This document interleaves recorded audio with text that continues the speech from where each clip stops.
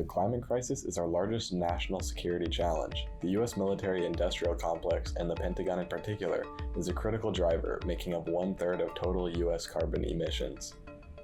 The U.S. military is one of the largest consumers of energy in the world, emitting an estimated 1.2 billion metric tons of greenhouse gases since the U.S. invasion of Afghanistan in 2001. If the Pentagon was a nation, it would be the 55th highest emitter of CO2 in the world, more CO2 than 140 different nations. The Pentagon continuously wastes large amounts of fuel. 70% of the energy it consumes is from moving troops and equipment around the world, such as Trump's unnecessary decision to move 1,000 troops from Western Europe to Poland and approximately 6,000 troops to the US-Mexican border. The US military's continued procurement of outdated weapon systems and equipment contributes to this extreme energy waste. For example, the US continues to use and buy thousands of Abrams tanks. These tanks get a paltry 0.6 miles to the gallon, and US military leaders say we don't even need them. Meanwhile, the US proliferates these gas-guzzling technologies to other countries around the world. For example, the State Department recently approved the possible sale of $2 billion worth of Abrams tanks to Taiwan. On average, the US military purchases nearly 270,000 barrels of oil a day. The US Air Force purchased $4.9 billion worth of fuel in 2017, which makes it the single largest consumer of jet fuel in the world. To make matters even worse, the Pentagon isn't held accountable for its emissions or fuel waste. It reports no emissions to national and international bodies because of US arm twisting during negotiations in the first international accord to limit global warming emissions in 1997. The US military itself has dealt with the results of the climate crisis in places like the Nebraska Offutt Air Force Base, where they experienced major flood damage to 130 structures, 60 of which are beyond repair. At this base alone, the US military will spend an estimated $420 million to repair and rebuild the base. While the US military has made efforts toward relying more on renewable energy, more work needs to be done. Rather than continuing to spend money primarily on oil and addressing the after effects of the climate crisis like floods and wildfires, the US military should instead focus on proactively investing in green climate adaptation technology, sustainable military construction, and closing unnecessary overseas military bases. Ultimately, Americans need to recognize that reducing our out-of-control military spending and our global military footprint would be the best way to curb the environmental damage caused by our armed forces.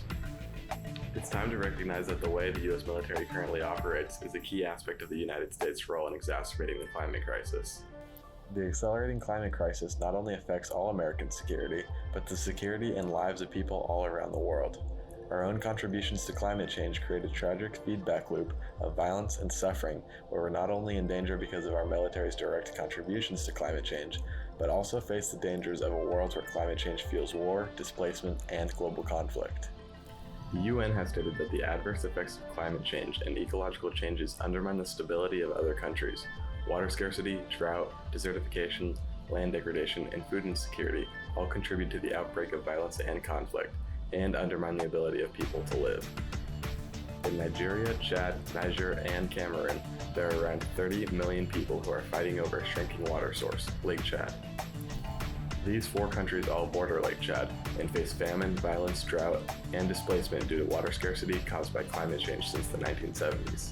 The extreme warming in the Lake Chad region will reduce access to water and local food production. More than 33 million of the region's roughly 90 million residents are classified as food insecure. As people in this region lose their land and livelihood as a result of the climate crisis and weak governments that are unable to help them, the risk of violent conflict rises. In Nigeria, conflict is in part being fueled by the climate crisis.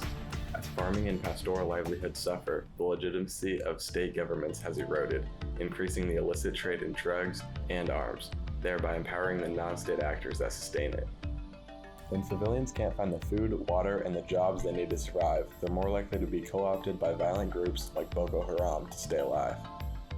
This situation illustrates the dangers climate change poses for communities all around the globe, and underscores the need for the United States to develop tools of diplomacy and cooperation instead of relying on military-first solutions to global conflict.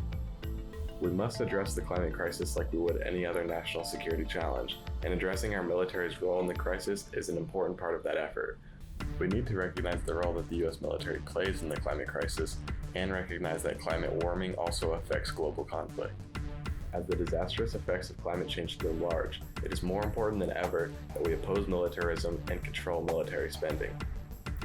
The climate crisis is the most significant threat, not only to our national security, but also our own and the world's survival.